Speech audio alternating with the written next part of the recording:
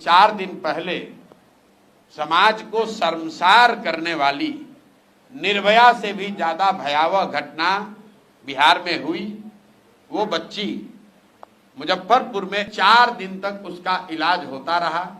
वहां जब वो स्थिति बिगड़ गई तो उसको पटना भेजा गया। और जो मीडिया के साथी या समाज में जो चर्चा चल रही है, लोग बता रहे हैं कि 7 से 8 घंटे तक पीएमसीएच के बाहर कंपाउंड में बच्ची एम्बुलेंस में तड़पती रही, उसको एडमिशन नहीं मिला।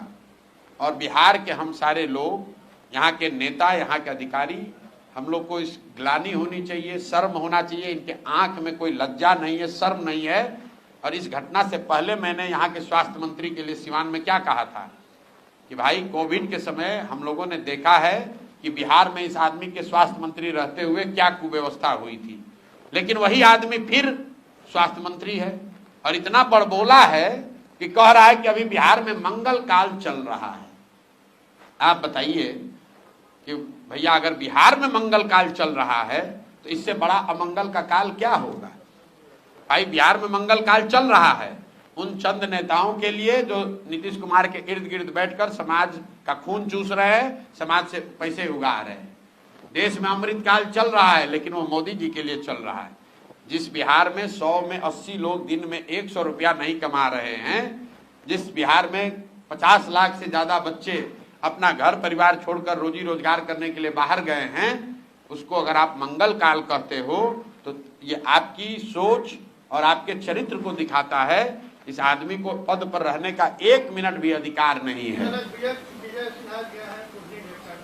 तो गए हैं तो गए, मतलब किसी नाबालिग बच्ची के साथ इस तरह से विभत्स रेप हो, उसका गला काट दिया जाए, उसका जीभ काट दिया जाए। वो बच्ची खेत से रेंगते हुए बाहर निकली है किसी भी तरीके से, उसको 4 दिन तक वहां मुजफ्फरपुर के मेडिकल कॉलेज में रखा गया, उसको सही चिकित्सकीय सुविधा नहीं मिली। उस बच्ची का फादर नहीं है, उसके 2 छोटे भाई हैं।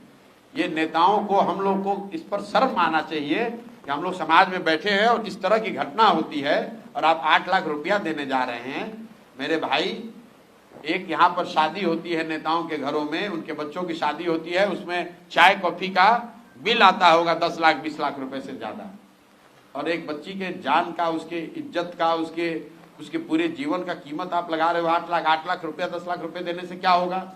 मैं जान रहा हूं कि वो गरीब माँ होगी बेचारी, उसका मुंह दबा दिया जाएगा, उसको ये समझा दिया जाएगा कि भाई चलिए जो हुआ सो हुआ, जो चला गया वो तो नहीं लौटेगा, पैसा ले लो, इससे तुम्हारे 2 बच्चों का भला हो जाएगा।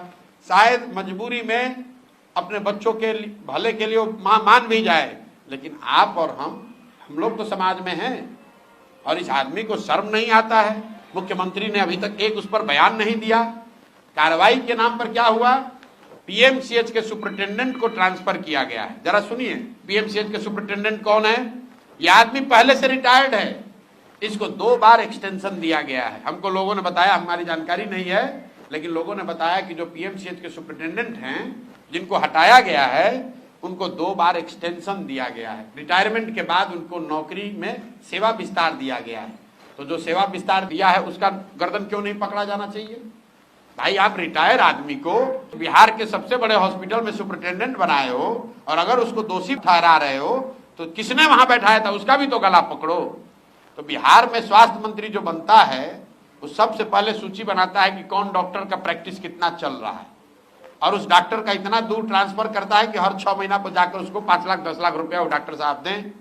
सबको अस्पताल और चिकित्सा व्यवस्था से थोड़ी मतलब है। आप असंवेदनशीलता की हालत देखिए कि मुख्यमंत्री ने एक बयान नहीं जारी किया है इस पर। एक निर्भया का मामला हुआ था, पूरा देश हिल गया, पूरा देश हिल गया। उससे भयावह घटना बिहार में हुई है और कोई उस पर संज्ञान लेने वाला नहीं है। पीएमसीएच के सुपरिटेंडेंट को हटा दिए, बस बात हो गई।